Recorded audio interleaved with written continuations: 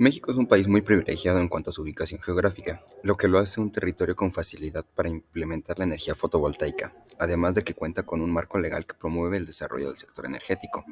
Aunado a esto, es un país donde hay mucha marginación en sus habitantes, donde se puede ver una zona muy desarrollada y a pocos kilómetros otra zona que carece de servicios básicos, por lo que con la finalidad de fomentar la energía fotovoltaica, en la materia de circuitos eléctricos, se nos propuso aprovechar el potencial de energía solar de México para crear una lámpara que utilice la energía fotovoltaica.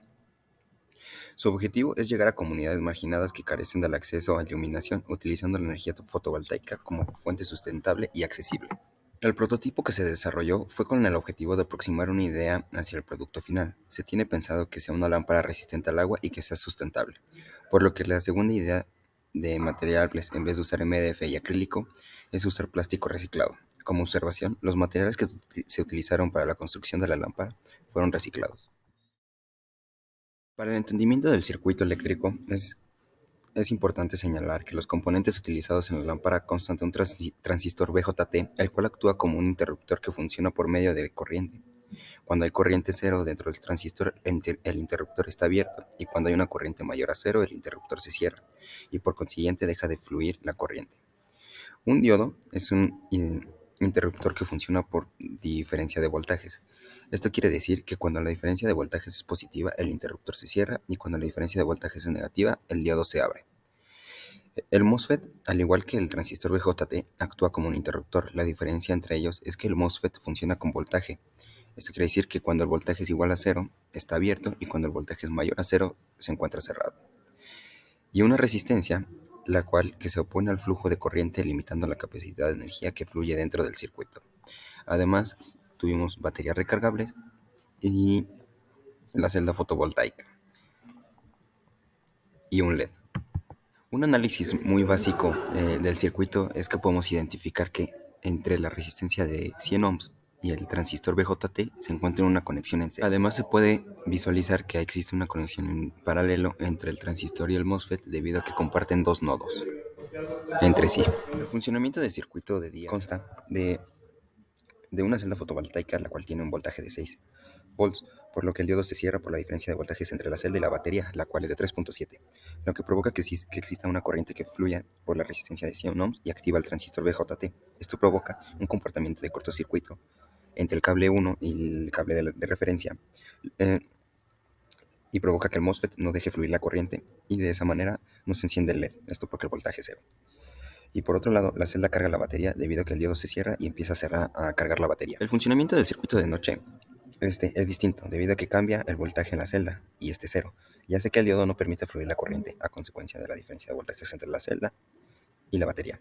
Aunado a esto, no existe corriente que fluya por la resistencia de 100 ohms, la cual se opone al flujo de la corriente, provocando que el transistor BJT se abra.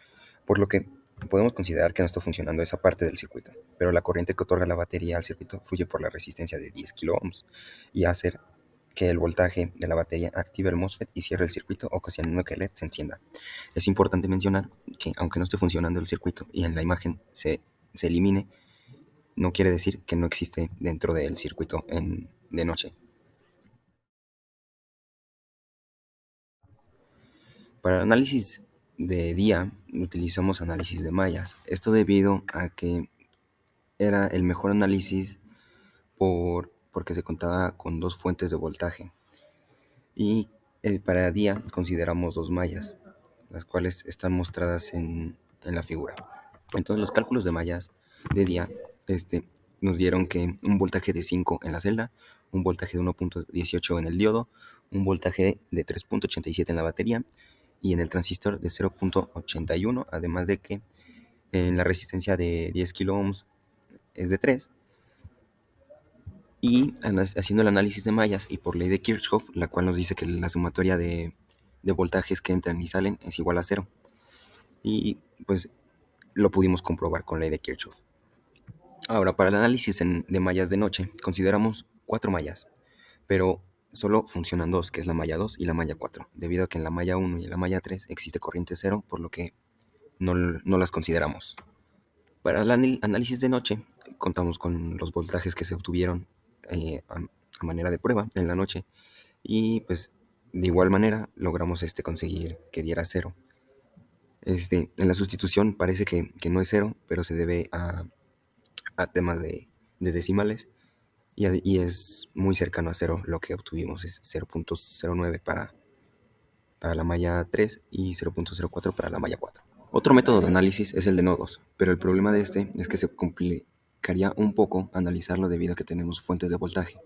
En caso de que contáramos con fuentes de corriente, este nodo sería el mejor para analizar el circuito, debido a que en nodos proponemos voltajes nodales y ahorita queremos encontrar corrientes que fluyen por cada componente. Algunas menciones importantes es que para la obtención de los datos de voltaje en cada componente se utiliza un multímetro.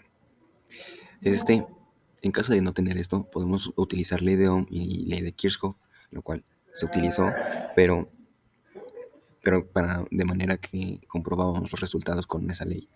Este, la ley de Ohm la podemos utilizar en el análisis de mallas, sustituyendo las corrientes y conociendo que corriente por resistencia es un voltaje, y así aparecen las leyes de Kirchhoff, las cuales están muy relacionadas entre sí, o sea, van de la mano, la ley de Ohm y la ley de Kirchhoff. La ley de Kirchhoff son dos, la de corriente y voltaje, la cual dice que prácticamente lo mismo, que es la sumatoria de corrientes que entran y salen o voltajes que entran y salen, es igual a cero.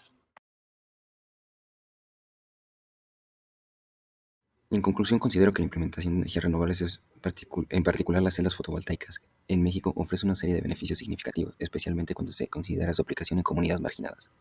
La comprensión de análisis de circuitos eléctricos es fundamental para cualquier ingeniero mecatrónico, ya que sienta las bases para comprender muchas de las herramientas y las aplicaciones en el campo.